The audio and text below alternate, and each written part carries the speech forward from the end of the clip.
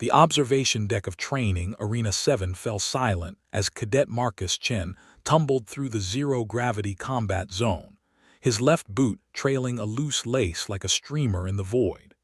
Instructor Vexnel's tentacles stiffened against the control panel, his three eyes widening in what Marcus had learned to recognize as quelling alarm. It had been such a simple thing, a missed loop during the pre-drill equipment check.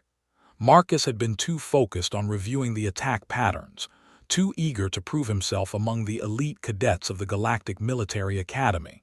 Now, as he spiraled toward the reinforced bulkhead at 17 meters per second, that single oversight seemed destined to end his career, or worse. The other 39 human cadets watched from their positions around the arena's perimeter, magnetic boots locked to the observation rails.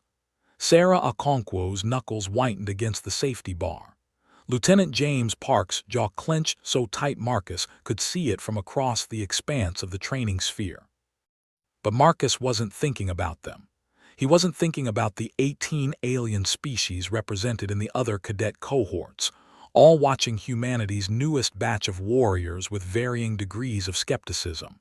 He was thinking about his grandfather's words, spoken in their small apartment on Earth 17 years ago. When you fall, you don't stop moving. You redirect. His body moved before his mind fully processed the decision. Marcus twisted at the hip, a sharp rotation that would have been impossible in standard gravity. His arms swept wide and he tucked his chin to his chest, transforming his tumble into a controlled spin. The loose boot lace whipped around his ankle, and instead of trying to shake it free, he used its momentum, letting it pull his leg into a tighter rotation. 3 seconds, that's all the time he had. Marcus extended his right arm, fingers splayed, reaching for the nearest handhold, a training drone that had been released as an obstacle. The alien cadets had been instructed to avoid the drones, to navigate around them using careful trajectory calculations and micro-thrust packs. Marcus grabbed it with his bare hand and yanked.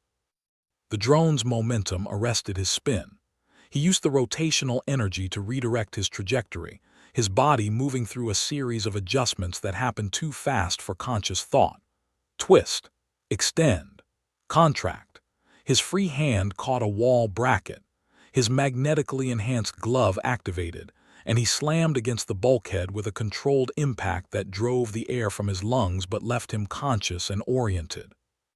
The entire sequence had taken 4.2 seconds. The silence in the arena stretched into something oppressive. Marcus hung against the wall, chest heaving, and slowly turned his head to look at the observation deck. Instructor Vexnel's skin had shifted to a pale gray, the Quellan equivalent of shock. Behind him, Senior Coordinator Thresek of the Crinarian hierarchy stood motionless, her crystalline exoskeleton refracting the arena's lights into fractured rainbows. All cadets returned to the preparation chamber immediately. Vexnel's voice crackled through the comm system, stripped of its usual pedagogical warmth. Human cadets, remain in the arena. Do not move. Do not adjust your positions. Marcus's stomach dropped in a way that had nothing to do with zero gravity. Sarah's voice came through on the private human channel, barely a whisper. "Marcus, what just happened?" I don't know," he replied, watching as the alien cadets rapidly evacuated the arena through the primary airlock. They moved with unusual haste, and he caught several glancing back at him with what looked like fear in their varied anatomies. Lieutenant Park's voice cut through, steady and commanding despite the uncertainty. "All human cadets, hold your positions and await instructions. Chen, are you injured?" "No, sir, I'm fine."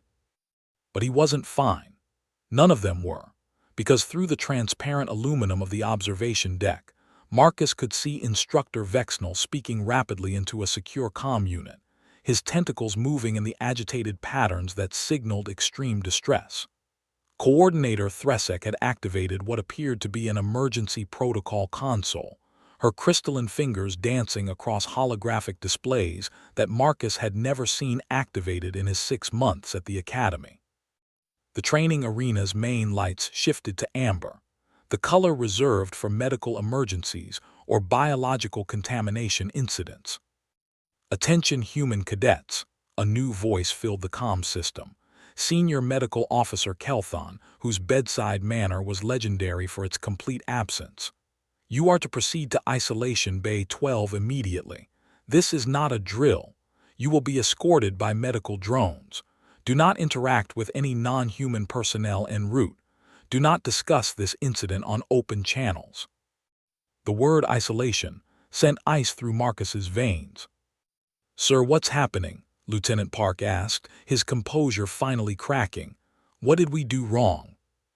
The pause before Kelthon answered stretched long enough for Marcus to count his own heartbeats. 14 of them, each one louder than the last. "You didn't do anything wrong, Lieutenant.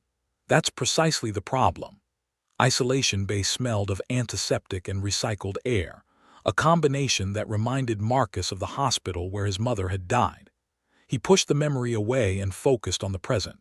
40 human cadets sitting in individual medical pods while swarms of diagnostic drones swept scanner beams across their bodies, collecting data with mechanical precision. Dr. Kelthon stood at the central console, her six-fingered hands moving through holographic datasets with increasing agitation. She was Viridian, her skin a pale blue that darkened to indigo around her eyes and along the ridge of her cranium. In the 6 months Marcus had known her, he'd never seen that ridge darken to the deep purple it had become now. "This is impossible," she muttered, pulling up a three-dimensional rendering of a human inner ear. "The configuration is all wrong. It shouldn't work. It should never work." "Perhaps you'd like to share your findings with the class, Doctor." Lieutenant Park sat in his pod with perfect military posture, but his voice carried an edge of frustration that resonated through the bay.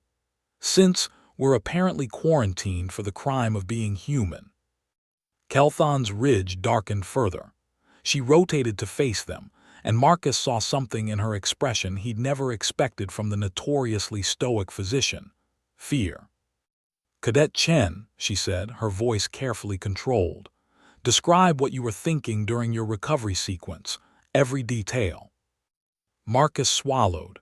"I wasn't really thinking, ma'am. It was instinct. When I realized I was going to hit the wall, my body just reacted." "Reacted how specifically?" "I twisted to change my orientation. Used the bootlace's momentum instead of fighting it. Grabbed the drone to redirect my vector. It's just basic physics applied to—" "No," Kelthon's interruption was sharp. "No, it is not just basic physics.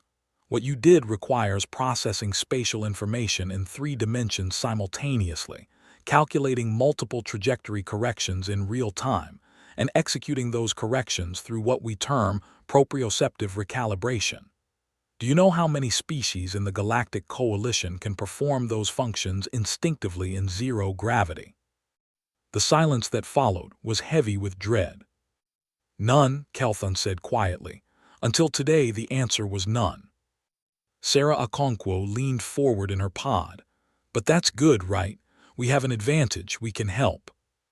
"Cadet Vexner is in neurological intensive care," Kelthon cut her off. He attempted to replicate Cadet Chen's maneuver after observing it. His inner ear structure couldn't compensate for the rapid orientation changes. The conflict between his visual input and his vestibular system caused a catastrophic neural cascade. He may never recover full motor function. The words hit Marcus like a physical blow.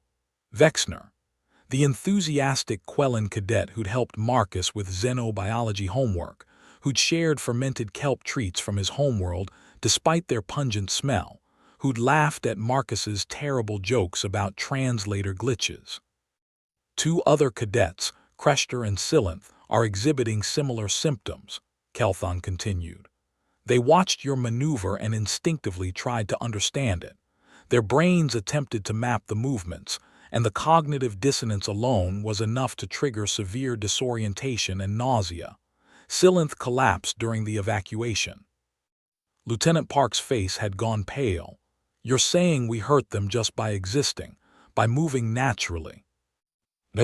I'm saying that humanity's evolutionary adaptation to Earth-specific conditions has created a neurological configuration that is fundamentally incompatible with standard coalition training protocols. Than pulled up more data streams. Your species developed in a gravity well with significant environmental variability.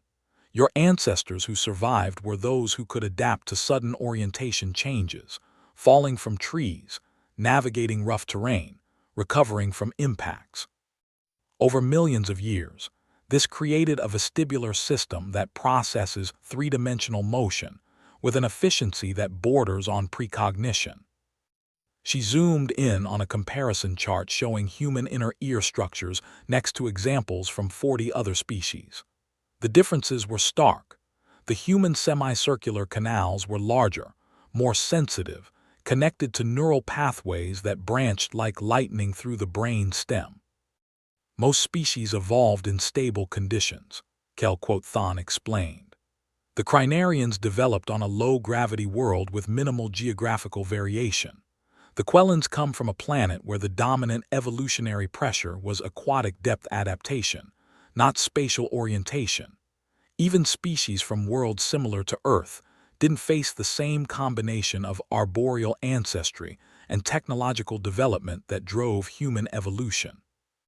Marcus stared at the anatomical comparisons, understanding dawning with cold clarity. "We're not better," he said slowly. "We're just different, and that difference makes us dangerous to train alongside."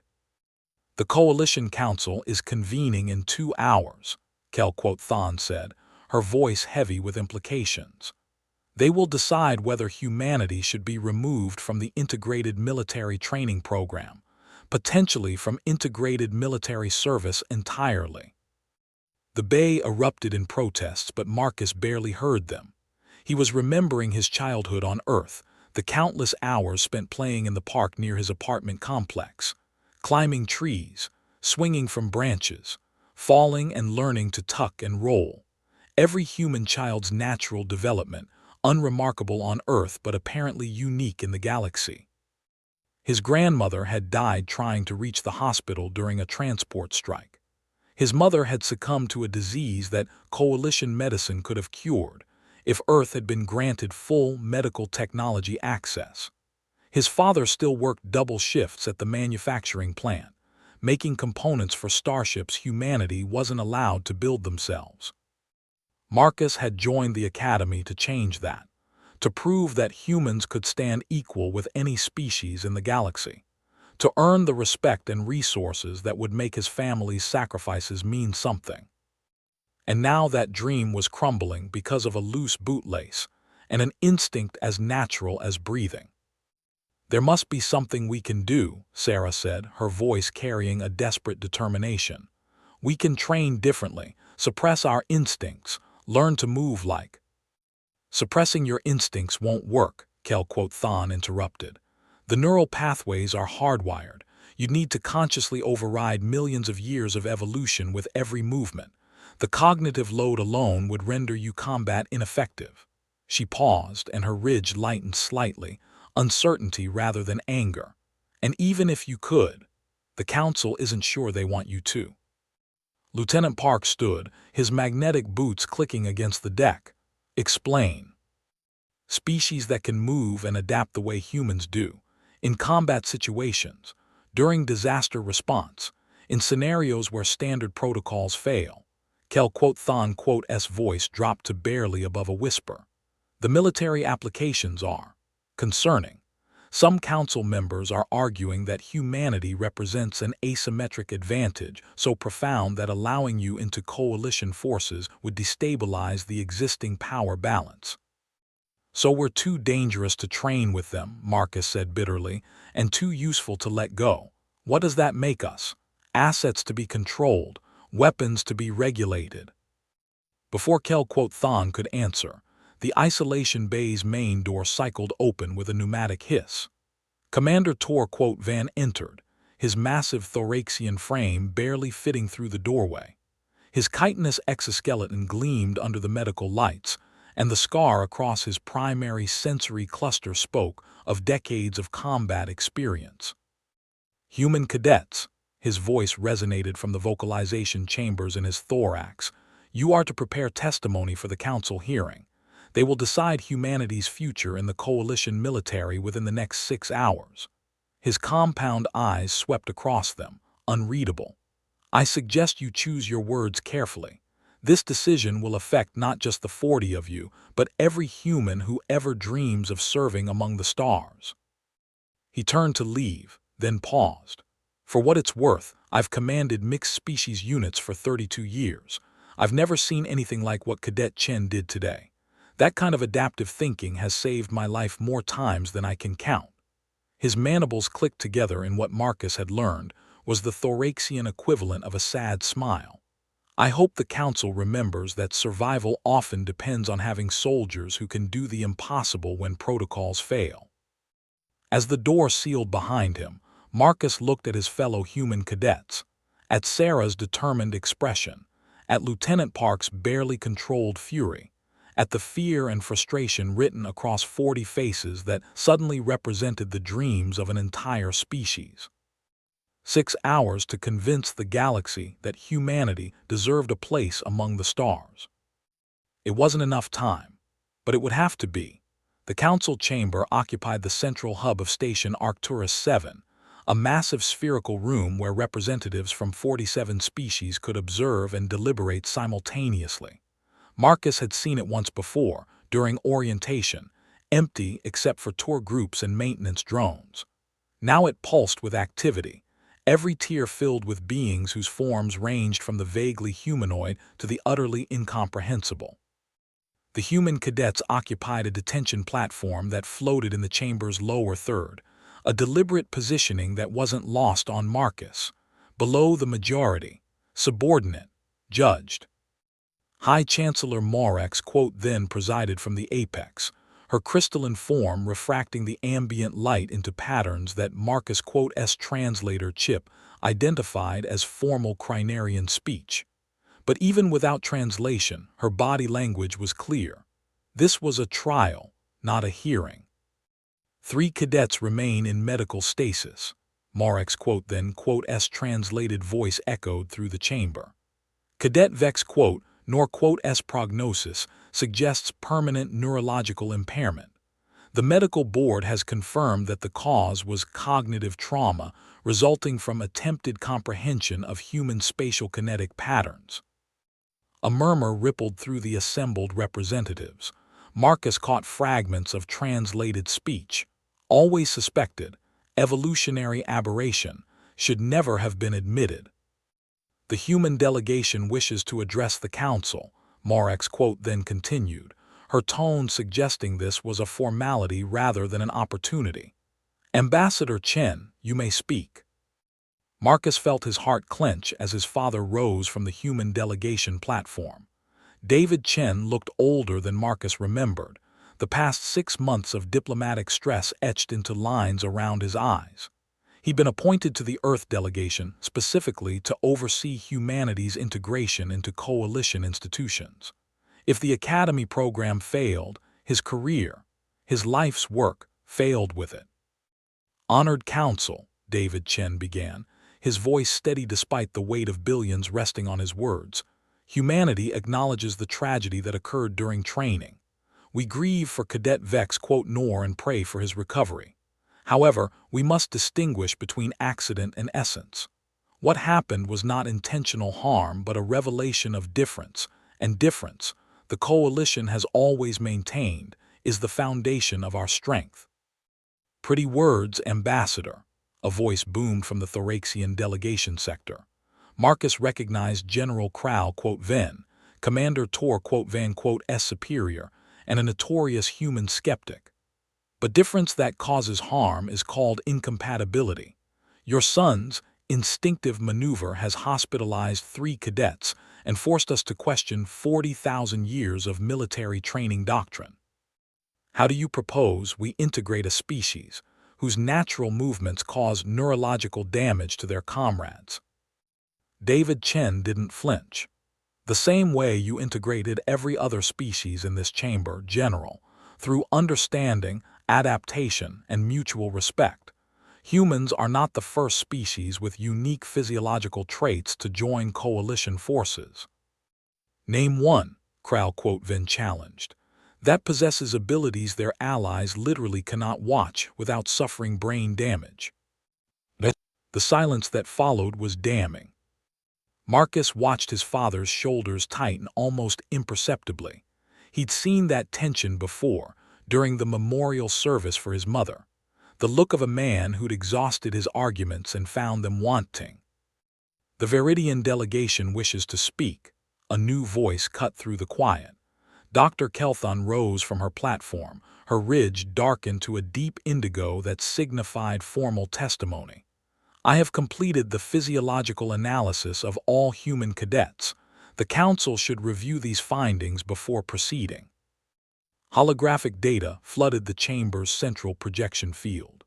Marcus saw his own anatomical scans displayed alongside comparative analysis from the other 40 species. The differences Kelthon had shown them in the isolation bay now manifested in stark, undeniable detail for the entire Council.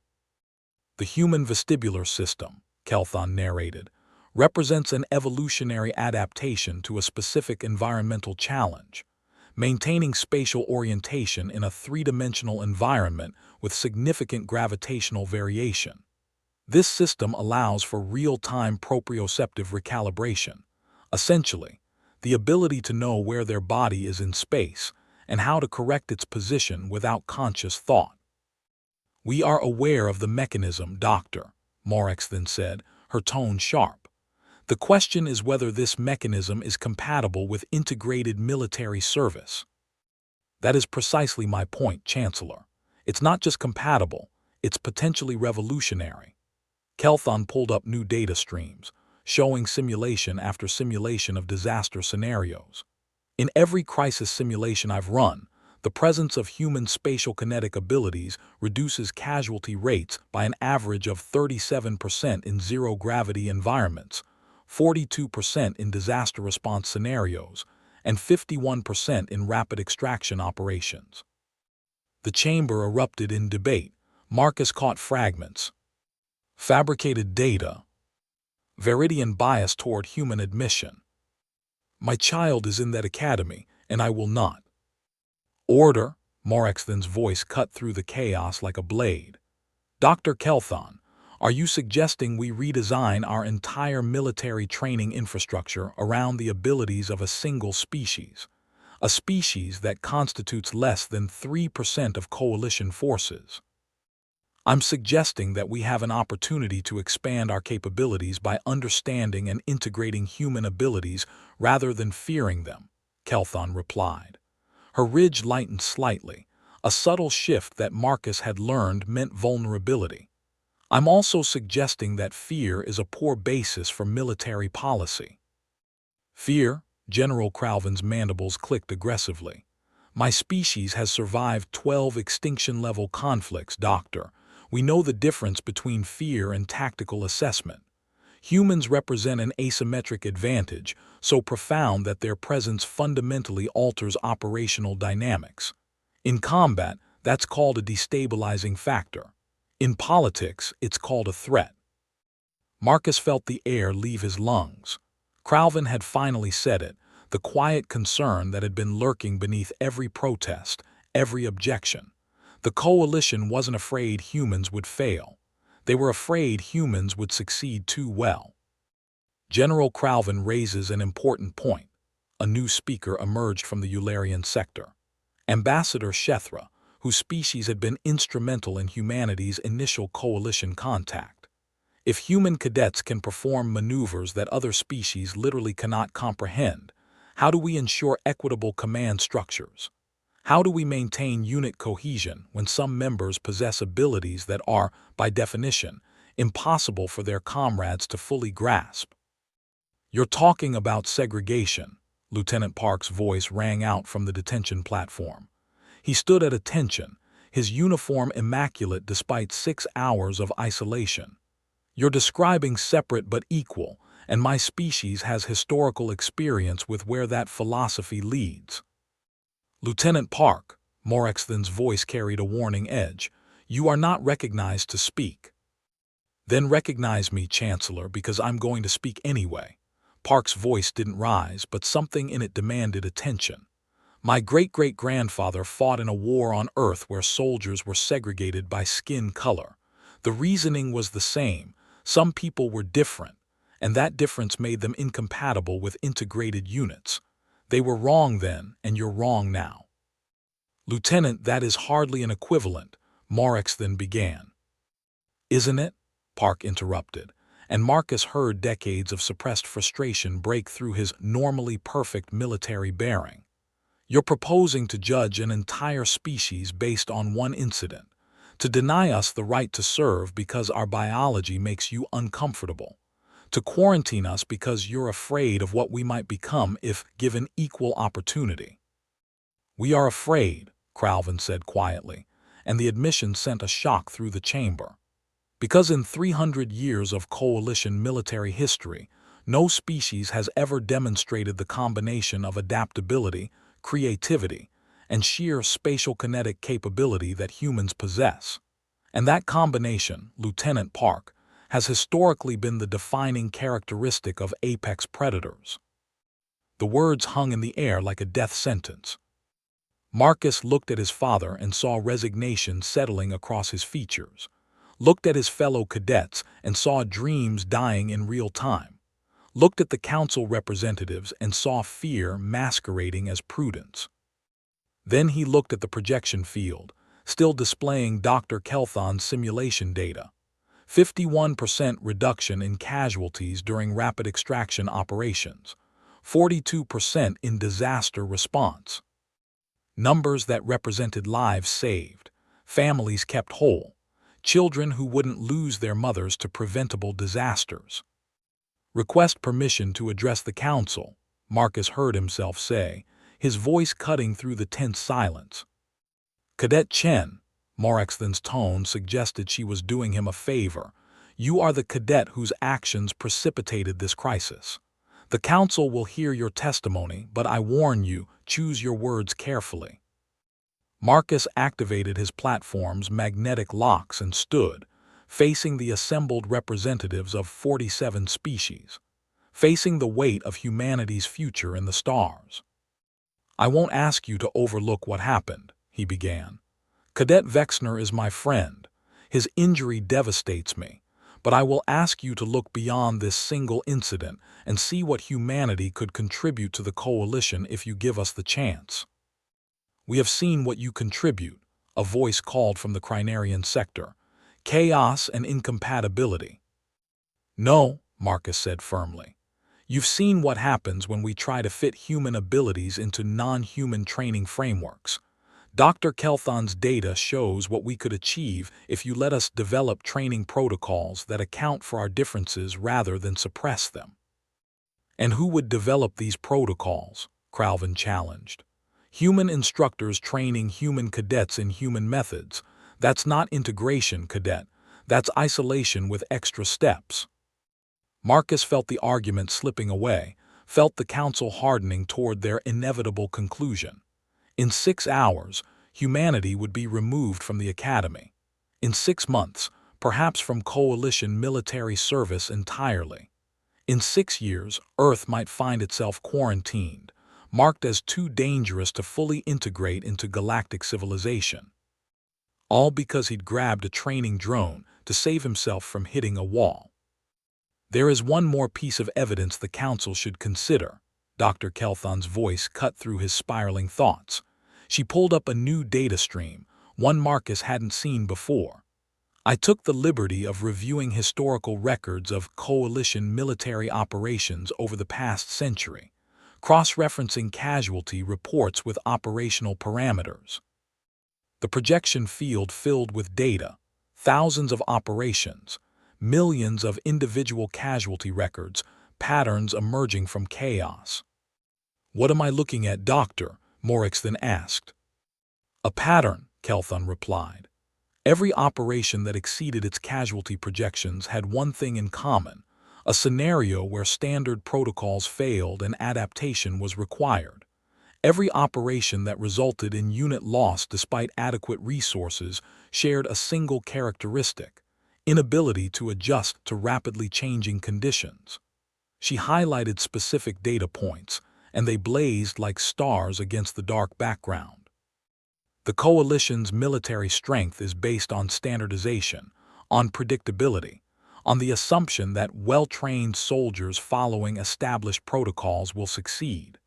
But increasingly, we face enemies and scenarios where those protocols are insufficient. She turned to face the council, her entire posture radiating conviction. Humans are not a threat to coalition military effectiveness. They are the answer to its greatest vulnerability: inflexibility in the face of chaos. For the first time since the hearing began, the chamber fell completely silent. Then General Cralvin spoke, his voice stripped of hostility and filled with something Marcus couldn't quite identify. "If you are correct, Doctor, then humanity is indeed an asymmetric advantage, which means every species in this chamber will want to control it, and that perhaps is the greatest threat of all." Detention platform had become a prison of waiting. 6 hours had passed since General Cralvin's final statement, and the council had adjourned to private deliberations. The human cadets remained suspended in the chamber's lower third, watching as representatives filed out in species-specific clusters, their body language ranging from agitation to outright hostility. Marcus sat with his back against the platform's safety railing, watching his father in the human delegation sector.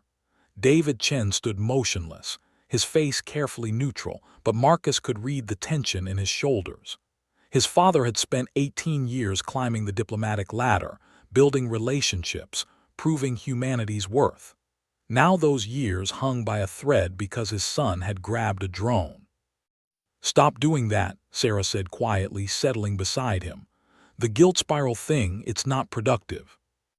"Vexner is in a coma because he watched me move," Marcus replied, his voice flat.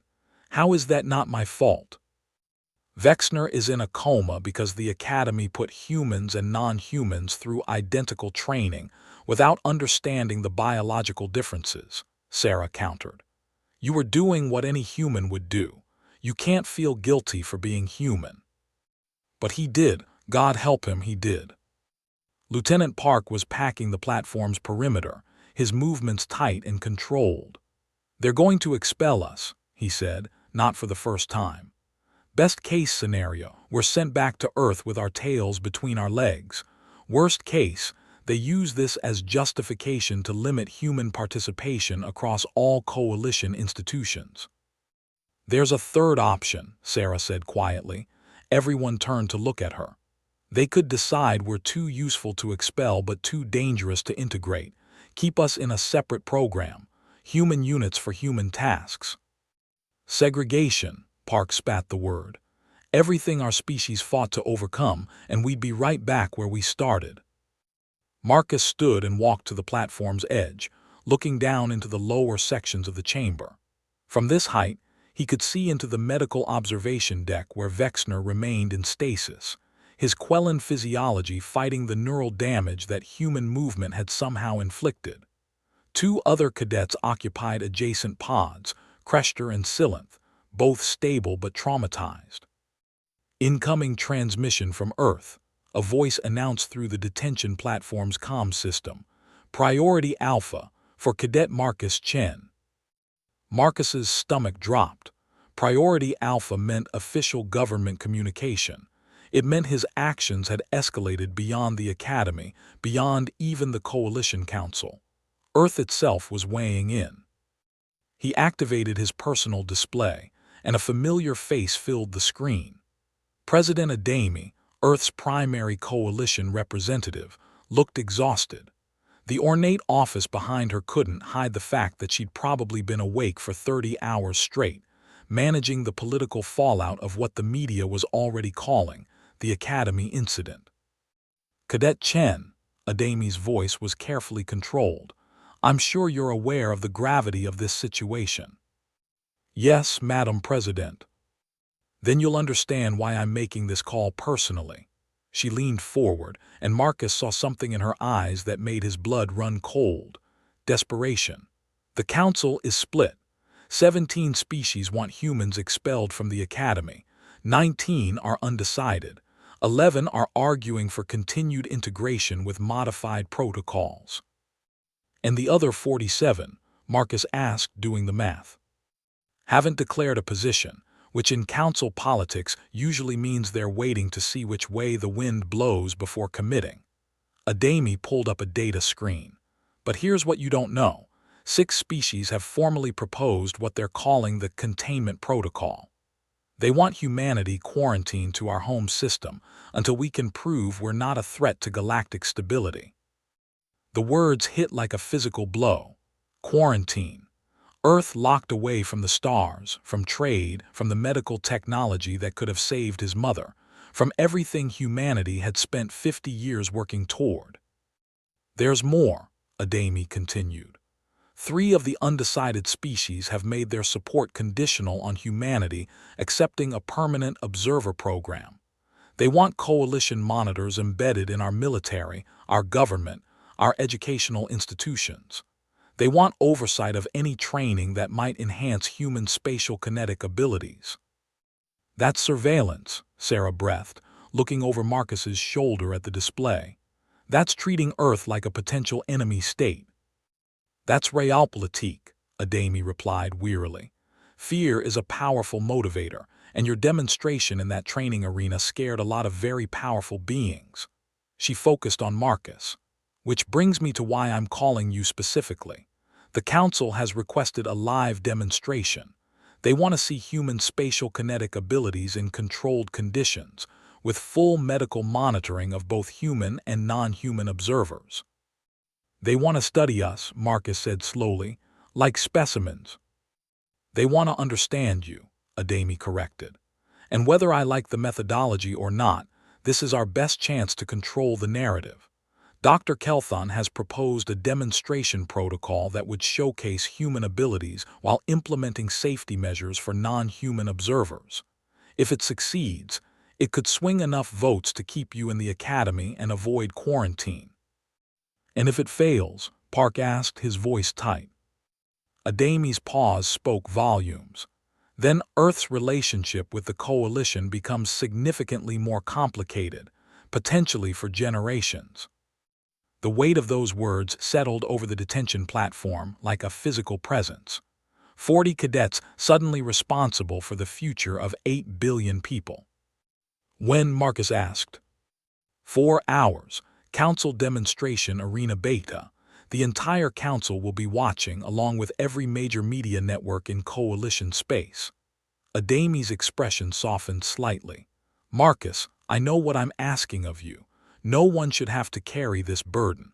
But you're the one they saw, the one who sparked this crisis, and unfortunately that makes you the one who has to resolve it. I'll do it, Marcus said, his voice steadier than he felt. Whatever you need. Good man. Adami killed the connection and the display went dark. Marcus stood staring at the blank screen, feeling the weight of 40 sets of eyes on his back. Then Lieutenant Park cleared his throat. Request permission to volunteer for the demonstration as well, sir. Seconded, Sarah added immediately. One by one, all 40 human cadets stood and volunteered, their voices blending into a chorus of determination that echoed through the empty chamber. 4 hours later, Marcus stood in Demonstration Arena Beta, a space 3 times larger than Training Arena 7 with observation galleries that could accommodate 5,000 spectators. Every seat was filled. Every screen in coalition space was broadcasting live. The pressure was suffocating. Dr. Kelthon floated beside him in the zero-gravity environment, surrounded by a constellation of medical drones. The protocol is simple, she explained, her voice calm despite the historic weight of the moment. You will perform a series of spatial kinetic maneuvers of increasing complexity. Each maneuver will be observed by volunteer cadets from 10 different species, all equipped with neural dampening gear to prevent the kind of cognitive trauma that injured Vexner. And if the dampening isn't enough, Marcus asked, then we stop immediately and you've likely condemned humanity to quarantine. Kelthon's ridge darkened. No pressure. Marcus looked at the observation volunteers assembled along the arena's perimeter. Young cadets from species he'd trained alongside for 6 months, now wearing neural dampening bands that covered their sensory organs like blindfolds. They'd volunteered knowing the risks, knowing that one miscalculation could leave them neurologically damaged. And leading them, magnetic boots locked to the observation rail with aggressive finality, stood Cadet Crester. The massive thoraxian had been Marcus's chief rival since day one of academy training. Crester was General Cralvin's grandchild, bred from a warrior lineage that stretched back millennia, and he'd made no secret of his belief that humans didn't belong in the academy. The two of them had competed in every training scenario, every simulation, every academic challenge. And now Crester had volunteered to watch Marcus demonstrate the abilities that had hospitalized 3 cadets. Why, Marcus found himself asking, floating closer to where Crester waited. Why volunteer for this? Crester's mandibles clicked slowly, thoughtful rather than aggressive. Because my grandfather is wrong, he said, his translated voice stripped of its usual competitive edge. I watched you in that training arena, Chen. I've competed against you for 6 months. You're not a threat. You're just different. And if I can't handle watching different, I have no business being in coalition forces. The dampening might not be enough, Marcus warned. You could end up like Vexner. Then I'll know for certain that integration is impossible, Crester replied. Better to find out now under controlled conditions than in combat when lives depend on unit cohesion. His compound eyes fixed on Marcus with unsettling intensity. Or are you afraid to show me what humans can really do? Marcus felt a smile tug at his lips despite the circumstances. Leave it to Crester to turn a historic demonstration into a personal challenge. Demonstration commencing in 60 seconds, Kelthon announced. Cadet Chen, take your starting position. Marcus pushed off toward the arena's center, his body moving through the zero-gravity environment with the unconscious grace that had started all this. Around him, the massive space fell silent. 5,000 spectators holding their collective breath. 47 species waiting to judge humanity's future based on the next few minutes. He looked up at the observation galleries and found his father in the human delegation section. David Chen stood with his hands clasped behind his back, his face carefully neutral, but Marcus could read the fear and pride warring in his eyes. We're ready when you are, Cadet, Kelthon said softly. Marcus closed his eyes and thought of his grandmother, who died trying to reach a hospital. Of his mother, lost to a preventable disease. Of his father, who'd sacrificed everything to give humanity a chance at the stars. Of Vexner, lying in a coma because the galaxy hadn't understood what humans were capable of. He thought of every human who'd ever looked up at the night sky and dreamed of being part of something larger. Then he opened his eyes and moved. The first maneuver was simple, a basic 3-axis rotation followed by a controlled drift toward a target marker. Marcus twisted his body, let momentum carry him, and corrected with minute adjustments of his limbs. Movement that any human child could master in a swimming pool or playground. In the observation gallery, 3 Crinarian cadets staggered backward, their crystalline bodies refracting light in patterns that indicated severe disorientation. Neural dampening holding at 78% effectiveness, Dr. Kelthon's voice crackled through the comm system, clinical detachment masking what Marcus suspected was alarm. Continuing to Maneuver 2. Maneuver 2, Rapid Orientation Change. Marcus grabbed a handhold and used it to reverse his direction, spinning through an axis shift that would have been nauseating for most species, but felt perfectly natural to him. 5 more observers stumbled. The medical drones swarmed around them, scanning, adjusting their neural dampening bands. Dampening at 64%, Kelthon reported. Definitely alarmed now. Cadet Chen, proceed to maneuver 3 but reduce velocity by 20%. Marcus nodded and moved into the third sequence, a complex series of rebounds off training obstacles, using their momentum to redirect his trajectory through a three-dimensional path that would have required careful calculation for most species, but that he navigated through pure instinct. This was where it all fell apart. 8 observers collapsed. Their neural dampening bands couldn't filter the sheer complexity of human spatial kinetic processing fast enough. Marcus watched in horror as medical teams rushed to stabilize them, as the demonstration teetered on the edge of catastrophic failure. "Abort!" General Cralvin's voice boomed through the arena. "This demonstration is causing harm. We have seen enough." "Wait!" Krester's voice cut through the chaos. The massive Thoraxian was still standing, his compound eyes tracking Marcus's movements despite the neural dampening band covering his primary sensory cluster. "Let him finish the sequence." "Grandchild, your neural readings are approaching critical thresholds." "Let him finish." Krester's mandibles locked in defiant certainty. "I need to see this." Marcus hung in the zero-gravity void, torn between completing the demonstration and protecting the observers who'd volunteered to watch him. 5,000 spectators waited in breathless silence. The future of humanity balanced on his next decision. Then he looked at Krester, at the determined set of his rival's exoskeleton, at the way his claws gripped the observation rail with fierce concentration. "Dr. Kelthon," Marcus said quietly, "is Cadet Krester in immediate danger?" A pause while medical data streamed across her displays. "No, his neural patterns show stress but not trauma. He's adapting." "Adapting how?" "I don't know. I've never seen a non-human neural response like this."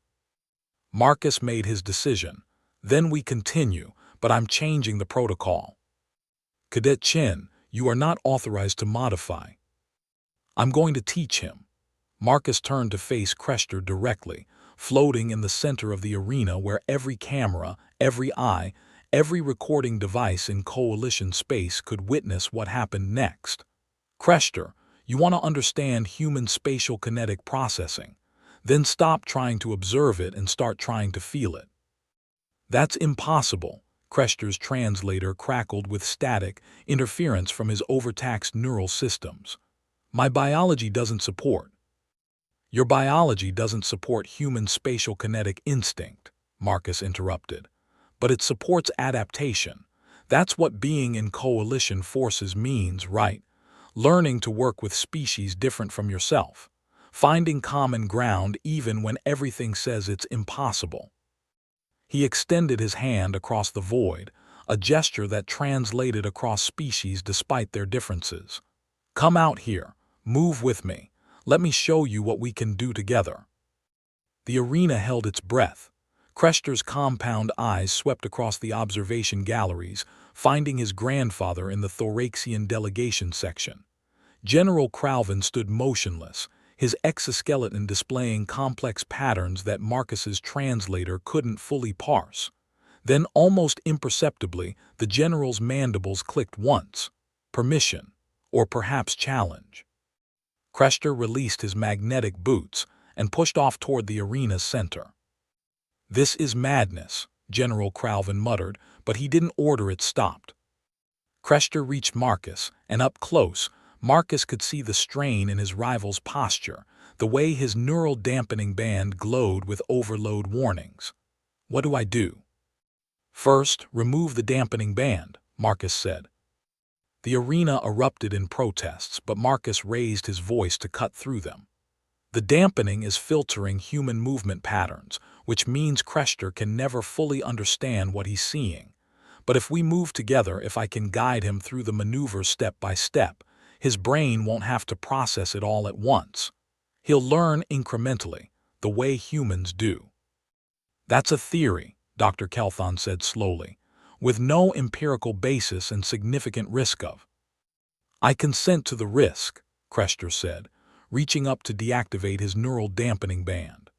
The device fell away, and Marcus saw his rival's entire body shudder as unfiltered human spatial kinetic patterns flooded his sensory input. "Look at me," Marcus commanded. "Focus on my voice, not my movement. We're going to start with something simple, just a rotation. Ready?" Krester's mandibles clicked rapidly, thoracian uncertainty, but he nodded. "Grab my hands. I'm going to rotate and I want you to move with me. Don't fight it. Don't try to predict it. Just let your body follow mine." They gripped each other, human hands on chitinous claws, and Marcus began to turn. Slowly, carefully. A simple rotation around their center of mass that would have been trivial for a human, but that required Krester to override every instinct his species had developed over millions of years. Krester's body jerked, fighting the movement, and Marcus felt his rival's grip tighten to the point of pain. "Breathe," Marcus said, then caught himself.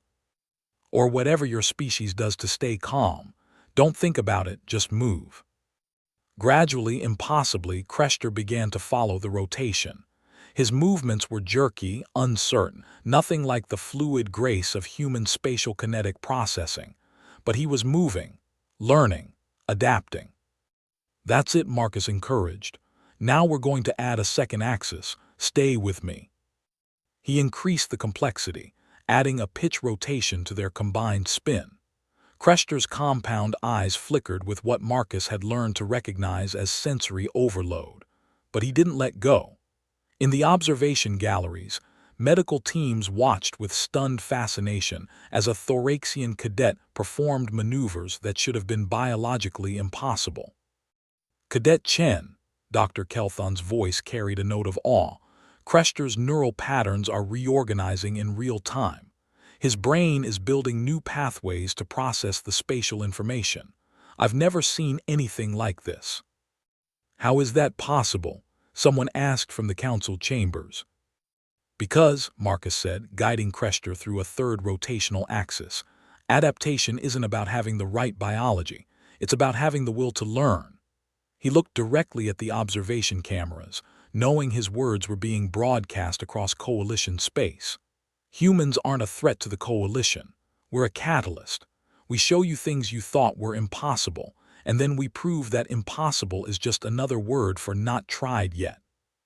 He released Krester, and his rival hung in the void, his body still moving through the complex rotation pattern they'd built together. Without human guidance, without neural dampening, a thoracian warrior performing human spatial kinetics through sheer force of will and incremental learning. The arena exploded. 5,000 spectators erupted in a cacophony that Marcus's translator couldn't fully parse. Shock, disbelief, excitement, fear, all blending into a wall of sound. In the council chambers, representatives abandoned all pretense of diplomatic decorum, arguing, gesticulating, their body language displaying every emotion on the spectrum. And in the observation gallery, 3 more cadets removed their neural dampening bands and pushed off toward the arena's center. "We want to try," a Viridian cadet called out, her voice carrying determination that transcended species. "Teach us." Then 2 more. Then 5. Then a flood as cadets from a dozen different species abandoned their safe positions and swarmed toward Marcus and Krester, all demanding to learn, to understand, to bridge the gap between human capabilities and their own biological limitations.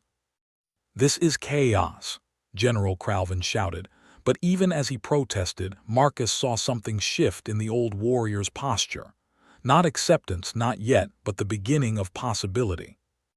Dr. Kelthon was frantically coordinating medical teams, but her ridge had lightened to almost white, the Viridian expression of pure, unprecedented joy. "Neural reorganization is occurring across multiple species," she reported, her clinical voice barely containing her excitement. "They're learning. They're actually learning human spatial kinetic processing through guided practice." Marcus found himself at the center of a zero-gravity dance, guiding cadet after cadet through the basic maneuvers that human children mastered on playgrounds and in swimming pools. Simple rotations, trajectory corrections, the fundamental movements that made humans seem impossible to species who'd evolved under different pressures. And slowly, incrementally, the impossible became merely difficult, then challenging, then achievable. Sarah and Lieutenant Park and the other human cadets joined him, each taking responsibility for teaching small groups. The demonstration arena transformed from a courtroom into a classroom, from a trial into a revelation. 4 hours later, when Marcus finally returned to the detention platform, exhausted and wrung out, he found his father waiting with tears streaming down his face. "You did it," David Chen whispered, pulling his son into an embrace. "You crazy, brilliant kid, you actually did it." "Did what?" Marcus asked, too tired to fully process what had just happened. "You didn't just save humanity's place in the academy," his father replied, pulling back to meet his eyes. "You revolutionized coalition military training doctrine. Dr. Kelthon is already proposing new protocols based on what happened today. Guided integration training, cross-species spatial kinetic development programs. 18 species have formally requested human advisors to help redesign their training curricula." Marcus slumped against the railing, the weight of the day crashing down on him. "What about Vexner and the vote?" "The council has tabled the expulsion proposal pending further study," Ambassador Shethra's voice announced as she approached the platform. The Eularian diplomat's facial tendrils were arranged in patterns that Marcus had learned indicated deep respect. Additionally, 3 of the 6 species proposing quarantine have withdrawn their support. The political situation remains fluid, but the momentum has shifted significantly. "And Vexner," Marcus repeated, because that mattered more than politics or protocol. Kelthon's voice crackled through the comm system. "He woke up 30 minutes ago, full cognitive function. The neural damage is revealing now that we understand its mechanism and can treat it properly." A pause. "He's asking for you, Marcus. Wants to know if you'll teach him that impossible spinning thing." Marcus felt something break inside him. The tension and fear and guilt he'd been carrying since that first training accident. He laughed, or maybe cried, or maybe both, and let his father hold him while the galaxy rearranged itself around humanity's new place in it. Crester found them an hour later, his massive frame somehow managing to look sheepish despite his chitinous exoskeleton. "Chen," he began awkwardly, "I need to apologize. I spent 6 months competing against you because I believed you didn't belong here. I was wrong." Marcus straightened, meeting his rival's compound eyes. "You spent 6 months pushing me to be better. That's not something to apologize for." "Perhaps," Crester's mandibles clicked thoughtfully, "but I should have been learning with you instead of competing against you. Today you showed me the difference between rivalry and partnership." He extended a claw in the gesture that Marcus had made in the arena hours earlier. "I would like to try again, as allies this time." Marcus gripped his claw without hesitation. "Allies." As Crester departed, Sarah appeared with a data pad displaying news feeds from across Coalition space. The headlines told the story. Human Cadet REVULUTION IZES Military Training. Cross-Species Learning Breakthrough. Coalition Academy, EMBRACES Integration 2. But the one that made Marcus smile was from Earth's primary news network. Local boy, SAVES Humanity with loose bootlace and good timing. "Fame suits you," Sarah teased. "Though I think you should fix that bootlace before it causes any more intergalactic incidents." Marcus looked down at his boots, at the lace that had started everything, and laughed. "Maybe I'll leave it loose, as a reminder." "Of what?" "That sometimes the biggest changes start with the smallest accidents." 6 weeks later, Training Arena 7 looked nothing like the space where Marcus's bootlace had triggered a diplomatic crisis. The arena had been completely redesigned based on Dr. Kelthon's new integration protocols. Where before there had been a single unified training zone, now there were three concentric spheres, each calibrated for different levels of spatial kinetic complexity. Marcus floated in the innermost sphere, watching as Cadet Vexner attempted his 15th rotation sequence. The Quellen's tentacles moved with growing confidence, no longer fighting the three-dimensional maneuvers but flowing with them. Not gracefully, not yet, but with determination that transcended species. "Better," Marcus called out, "but you're still thinking about the movement instead of feeling it. Let your body lead." "Easy for you to say," Vexner's translator crackled with good-natured frustration. "Your species spent millions of years falling out of trees. Mine spent millions of years not having trees." "Then pretend you're in a current," Sarah suggested from her position in the middle sphere, where she was guiding a group of Crinarian cadets through trajectory correction exercises. "You're not fighting gravity, you're flowing through space." Something clicked in Vexner's movement patterns. His next rotation was smoother, more natural, and when he completed the sequence, his skin flushed the vibrant orange that indicated Quellen joy. "I did it, did you see that? I actually did it." "Saw it and recorded it," Lieutenant Park confirmed from the outer sphere, where he coordinated the most advanced cross-species training groups. "You just earned qualification for Level 2 Spatial Kinetic Certification. Congratulations, Cadet." Vexner's tentacles waved with excitement. "6 weeks ago I was in a coma because I watched you move. Now I'm moving like you. This is insane." "Not insane," Marcus corrected, floating over to clasp Vexner's tentacle in the hybrid greeting gesture they developed together. "Just proof that biology isn't destiny. Adaptation is." The observation deck's door cycled open, and Instructor Vexnel entered with Commander Torvan. The Quellen instructor's skin displayed complex patterns that Marcus had learned to read as pride mixed with lingering concern. "Human cadets, you're wanted in the council chambers. Something about a formal recognition ceremony. The commander will escort you." Torvan's mandibles clicked in amusement. Translation: "The council is about to give you medals and pretend they always supported integration. Try to look surprised." An hour later, Marcus stood at attention in the council chambers, wearing his formal cadet uniform and feeling distinctly uncomfortable with the amount of attention focused on him. The 40 human cadets formed a precise formation in the center of the chamber, surrounded by representatives from 47 species who had spent the past 6 weeks debating, arguing, and ultimately revolutionizing their approach to military training. High Chancellor Morexthen's crystalline form refracted the ceremonial lighting into patterns that Marcus's translator identified as formal Crinarian approval. "It is the judgment of this council that the events of 6 weeks ago, while initially appearing catastrophic, have instead catalyzed the most significant advancement in coalition military doctrine in 3 centuries. She gestured, and holographic displays filled the chamber. The new integrated spatial kinetic training protocols developed by Dr. Kelthon and implemented by human cadet instructors have achieved a 97% success rate across 23 participating species. Cadets previously incapable of advanced zero-gravity maneuvers are now qualifying for rapid response units.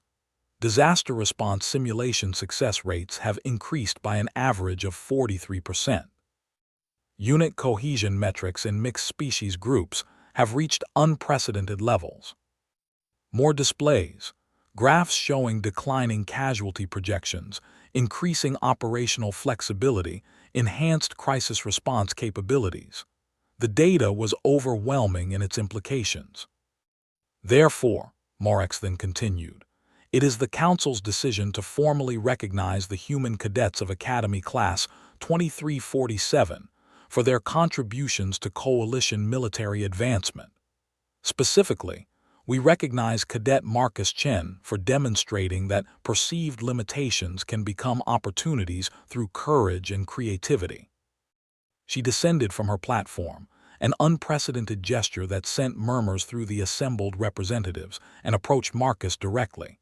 You could have hidden your abilities, Cadet Chen, could have tried to suppress what makes your species unique. Instead, you chose to share it, to teach it, to prove that difference is not division. Her crystalline form shifted colors in patterns Marcus couldn't fully interpret. That is the highest form of service to the Coalition. She presented him with a metal Marcus didn't recognize, a spiral design that incorporated elements from 20 different species' military traditions. The Coalition Cross for Integration Excellence, created yesterday specifically because no existing honor adequately captured what you accomplished. Marcus accepted the medal with shaking hands. High Chancellor, I was just trying to keep my friends from getting hurt. I didn't set out to revolutionize anything. The greatest revolutions rarely begin with grand intentions, Morex then replied. They begin with individuals who refuse to accept that the way things are is the way things must be. She stepped back and addressed the entire chamber. The Council's vote regarding humanity's status in the Coalition Academy is as follows. 41 species in favor of continued integration, 6 abstentions, 0 opposed. 0 opposed. Even General Cralvin, who'd argued so passionately for quarantine, had shifted his position.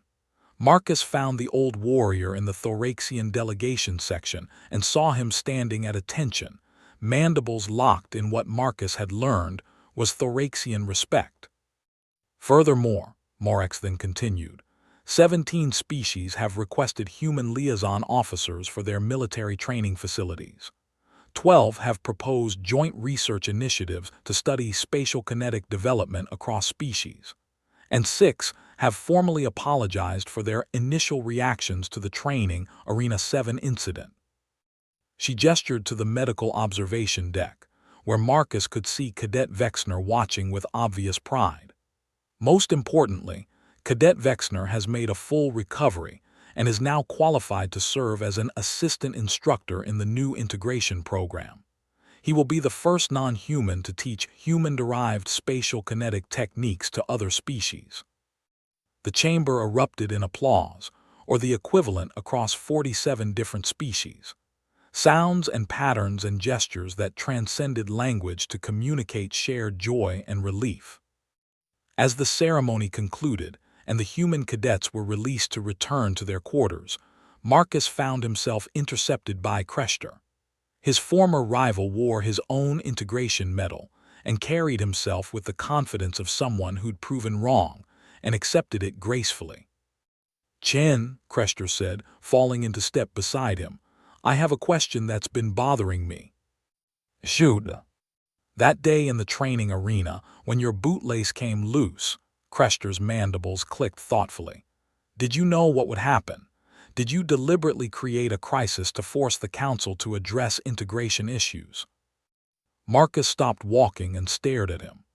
"Are you seriously asking if I plan to hospitalize 3 cadets and nearly get humanity expelled from the Academy as part of some elaborate strategy?" "When you put it that way, it does sound unlikely." Kreshter's exoskeleton rattled in what Marcus had learned was Thoraxian laughter. "But you have to admit, the timing was remarkably convenient. A simple accident that revealed a fundamental truth about human-alien integration right when the Council was debating human participation in advanced programs." "Kreshter," Marcus said seriously, "I can barely plan what I'm having for breakfast. I definitely didn't plan a diplomatic revolution." "Pity," Kreshter replied, "would have been impressive if you had." He paused at the corridor junction where their paths diverged. "My grandfather wants to speak with you, by the way. He's waiting in conference room 7. Marcus's stomach tightened. "General Cralvin wants to see me. Should I be worried?" "Probably," Kreshter said cheerfully, "but not for the reasons you're thinking." Conference room 7 was smaller than Marcus expected, more intimate than intimidating. General Cralvin stood at the observation window, his massive frame silhouetted against the stars. He didn't turn when Marcus entered. "You know what bothers me most about this situation, Cadet Chen?" the general asked, his voice stripped of the hostility Marcus remembered from the council chambers. No, sir. That I was wrong. Cralvin finally turned, and Marcus saw something unexpected in his compound eyes. Respect. I've been in coalition military service for 47 years. I've commanded troops from 30 different species. I thought I understood what integration meant. Then you grabbed a training drone with your bare hand and proved that I understood nothing. Sir, let me finish. Cralvin moved closer, and Marcus had to resist the instinct to step back. I argued for your expulsion because I was afraid. Afraid that humans represented a fundamental disruption to the order I'd spent my life defending. Afraid that accepting your differences meant admitting the old ways were insufficient. His mandibles clicked slowly. I was afraid of change, and I disguised that fear as tactical assessment. Marcus found his voice. You were trying to protect the coalition, sir. There's no shame in that. There's shame in letting fear override evidence, Cralvin countered. My grandchild showed me that. Crester volunteered for that demonstration knowing he might suffer permanent neural damage because he believed understanding was more important than safety. He was braver than I was, and he's barely out of cadet training. The old warrior pulled up a holographic display showing military operation reports from the past 6 weeks. Do you know what these represent, cadet? These are 18 separate emergency response operations where integrated teams using your new training protocols achieved success, rates 30 to 50% higher than predicted. Lives saved because humans taught non-humans to think three-dimensionally. Species barriers broken because someone was willing to share instead of hoard their advantages. He dismissed the display and met Marcus's eyes directly. I came here to offer you a position, Cadet Chen. After graduation, I want you in my command. I'm forming a new rapid response unit specifically designed around integrated spatial kinetic capabilities. Mixed species teams trained in both traditional coalition protocols and human-derived techniques will handle the scenarios where standard approaches fail: disaster response, hostage extraction, deep space rescue. Marcus felt his breath catch. Sir, I'm honored, but I'm not even sure I'm graduating yet. There are still. You're graduating top of your class, Cralvin interrupted. The Academy Board informed me this morning. You and your fellow human cadets have completed your training while simultaneously revolutionizing the training of 300 other cadets. That's not just exceptional performance. That's leadership. He extended a claw in the gesture Marcus and Crester had developed. So what do you say, cadet? Ready to show the galaxy what integrated forces can really accomplish? Marcus gripped the claw without hesitation. Yes, sir, absolutely yes. That evening, Marcus found himself back in Training Arena 7, now empty except for the ambient systems and the memories of where everything had changed. He floated to the spot where he'd grabbed that training drone 6 weeks ago, where a loose bootlace had triggered a diplomatic crisis and somehow ended in revolution. His communicator chimed, a message from Earth from his father. Your mother would be so proud. I'm proud. Everyone on Earth is proud. You didn't just earn humanity a place among the stars. You made us indispensable. Come home soon so I can hear all the stories the official reports won't tell me. Love, Dad. Marcus smiled and was about to reply when the arena's door cycled open. Vexner floated in, followed by Crester, Sarah, Lieutenant Park, and a dozen other cadets, human and non-human mixed together with casual ease that would have been impossible 2 months ago. Thought we'd find you here, Vexner said, his tentacles waving with amusement. Getting nostalgic about the time you accidentally changed the galaxy. Something like that, Marcus admitted. Well, stop it, Sarah ordered, propelling herself into the arena's center. We've got a graduation ceremony to prepare for, and Commander Torvin says we're expected to demonstrate integrated zero-G maneuvers for the entire Academy. Apparently, we're the example now. The example of what? Marcus asked. Of what's possible when you stop treating difference as deficit, Crester replied, joining Sarah. Now come on, Chen. That bootlace isn't going to tie itself. Marcus looked down at his boots, at the lace he'd deliberately left loose for 6 weeks as a reminder, and finally tied it properly. Then he pushed off to join his friends, human and alien together, moving through the arena where everything had changed. Behind them, the training spheres gleamed in the ambient light, ready for the next generation of cadets who would learn from day one that humanity's greatest contribution to the coalition wasn't their technology or their numbers. It was their willingness to prove that impossible was just another word for not tried yet. 6 months after graduation, the CSS Endeavour held position at the edge of the Kepler 442 system, its engines idling while its crew prepared for what the military briefs euphemistically called a rapid extraction operation. Marcus stood in the operations center, studying the tactical display with the practiced eye of someone who'd done this 17 times before. The situation was dire. A colony transport had suffered catastrophic engine failure during its approach to Kepler 442b. 247 colonists, mixed species, including children, were trapped on a vessel that was tumbling through space toward the system's asteroid belt. Standard rescue protocols gave them a 15% chance of extracting more than half the colonists before collision. Dispatch says to hold position and wait for the heavy rescue cruiser, Lieutenant Chen. He'd been promoted 3 months into his service, reported from the communications station. ETA 4 hours. The transport hits the asteroid belt in 90 minutes, Krester replied from the tactical station. His mandibles clicked with frustration. 4 hours means we recover bodies, not people.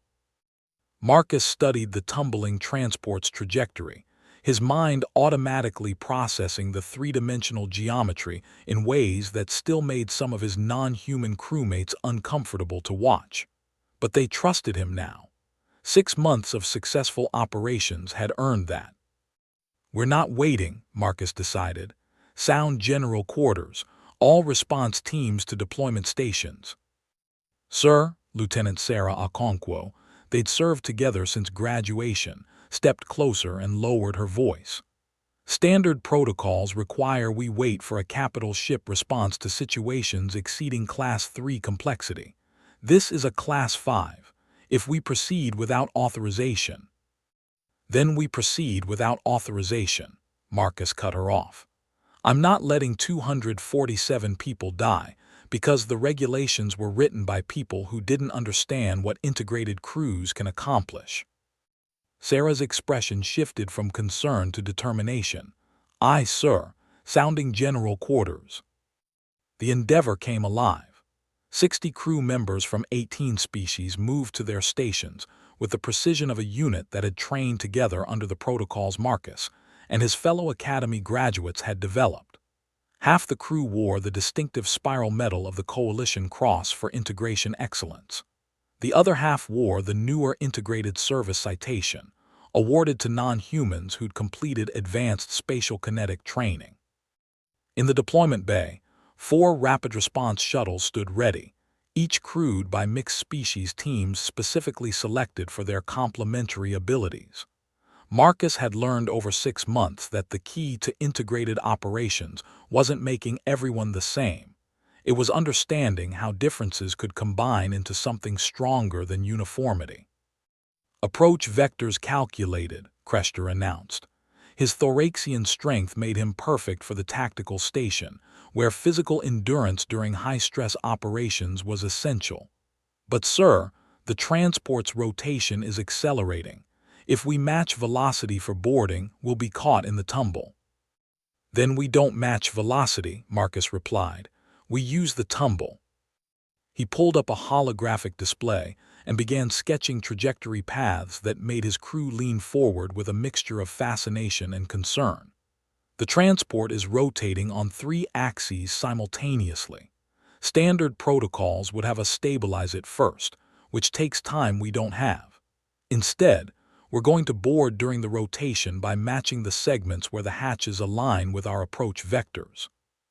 That's insane, Lieutenant Chen said, then caught himself. Sorry, sir, that's unconventional.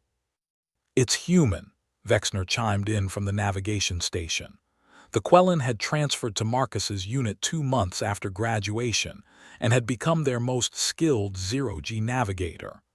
Which means it'll work right up until the moment it looks like it won't. Marcus grinned. I prefer to think of it as aggressive optimization. Crester, run the numbers. Tell me if I'm wrong. A moment of calculation. You're not wrong. It's actually elegant. We can board all 4 primary hatches simultaneously if we time the approach to coincide with optimal rotation phases. Success probability increases to 67%. 67% beats 15%, Sarah noted. I'll inform the shuttle teams. 20 minutes later, Marcus stood in Shuttle One's cockpit, watching the tumbling transport grow larger in the viewport. Beside him, Pilot Officer Threscal, a Crinarian who'd been among the first non-humans to master human-derived flight techniques, maintained a steady commentary of vectors and timing that would have overwhelmed most pilots. Hatch alignment in 15 seconds, rotation phase optimal, approach velocity synchronized. Gods, this is either brilliant or we're all about to die. Those aren't mutually exclusive, Marcus replied, his hand steady on the manual override controls. The automated systems could get them close, but the final approach would require human spatial kinetic instinct combined with Crinarian precision. Ready on my mark. The transport spun through space like a massive top, each rotation bringing one of its emergency hatches briefly into alignment with their approach vector. The window of opportunity would last approximately 2.3 seconds. Miss it, and they'd have to circle around for another attempt while precious minutes ticked away. Mark! Threscal's hands flew across the controls, while Marcus provided real-time trajectory corrections that came from instinct rather than calculation. The shuttle matched the transport's rotation for exactly 2.3 seconds, long enough for their magnetic docking collar to lock onto the emergency hatch with a solid thunk that resonated through the hull. Boarding successful, Sarah reported from the passenger compartment, already moving toward the airlock. Teams 2, 3, and 4 report successful docking. We're in. The next 40 minutes were controlled chaos. Marcus led his team through the transport's tumbling corridors, where down changed direction every few seconds and the standard emergency lighting had failed, leaving only flickering emergency phosphors. But this was exactly the scenario they'd trained for: three-dimensional navigation in unpredictable conditions, where human spatial kinetic abilities combined with species-specific advantages to accomplish what no single species team could manage. Got a cluster of colonists in Compartment 7 Delta, Vexner reported, his tentacles gripping the ceiling while his feet touched the floor, a Quellen ability to maintain orientation regardless of gravity direction that had proven invaluable. 23 individuals, mixed species, some injuries but all ambulatory. Crester, route them to evacuation point 3, Marcus ordered, pulling himself along the corridor using a combination of handholds and momentum that his crew no longer questioned. Threscal, how's the transport's structural integrity? Degrading faster than predicted. We have maybe 40 minutes before the asteroid belt impact causes catastrophic failure. Then we move faster. All teams, priority 1 is children and injured. Everyone else moves in groups of 5 or more. Nobody gets left behind. They worked through the transport like a surgical team, each member knowing their role and trusting their crewmates to handle theirs. The Thoraxian teams used their strength to clear debris and force jammed doors. The Crinarian crew members navigated using their superior spatial memory. The human officers coordinated three-dimensional movements that standard protocols couldn't accommodate. And slowly, impossibly, the evacuation succeeded. 243 colonists made it to the shuttles. 4 had died in the initial engine failure before the Endeavour arrived. Marcus stood in the transport's command deck, watching the last evacuation shuttle depart, and felt the familiar weight of success measured in lives saved but also lives lost. "Sir," Sarah's voice crackled through his comm, "you need to evacuate now. Shuttle 4 is holding position, but the transport's about to enter the asteroid belt's outer boundary." "Acknowledged, on my way." But as he turned toward the exit, movement in the corner of the deck caught his attention. A small figure, maybe 8 years old by human reckoning, huddled behind an overturned control station. A Viridian child, her skin pale with fear. "I've got one more," Marcus reported, moving toward the child. Young Viridian female looks terrified but uninjured, evacuating now. He reached the child and extended his hand. "Hey there, my name's Marcus. I'm here to take you somewhere safe. Can you tell me your name?" The child's ridge darkened, Viridian distress. "Kelmora, I got separated from my parents. I couldn't find them." "Kelmora's a beautiful name," Marcus said gently, keeping his voice calm despite the proximity alarm starting to sound. "Your parents are already on one of the shuttles waiting for you. Want to go see them?" She took his hand, her small fingers gripping tight, and Marcus lifted her easily in the reduced gravity.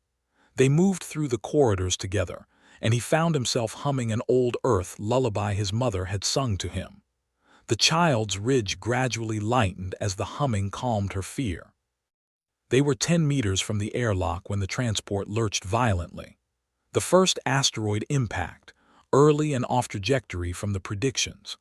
Marcus's feet left the deck as artificial gravity failed completely, but his body moved on instinct, protecting Kelmora with one arm while his free hand caught a support strut to arrest their tumble.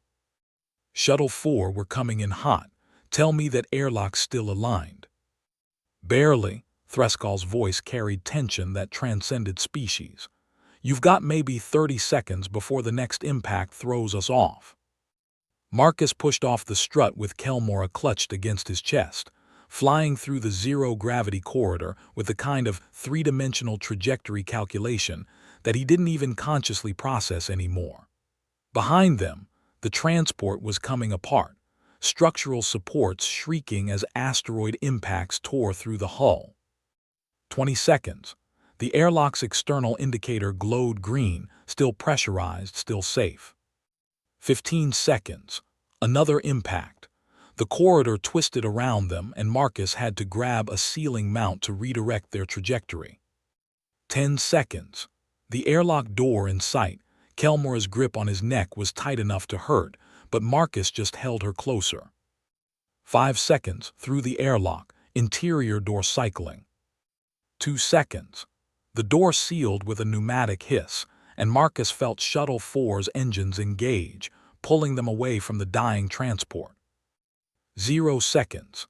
Behind them, the transport met the asteroid belt and came apart in a silent explosion that lit up the viewport like a brief, tragic star. Marcus held Kelmora until they docked with the Endeavor, until her parents rushed forward to embrace her, until the adrenaline finally faded and left him shaking with the aftermath of how close they'd come to failure.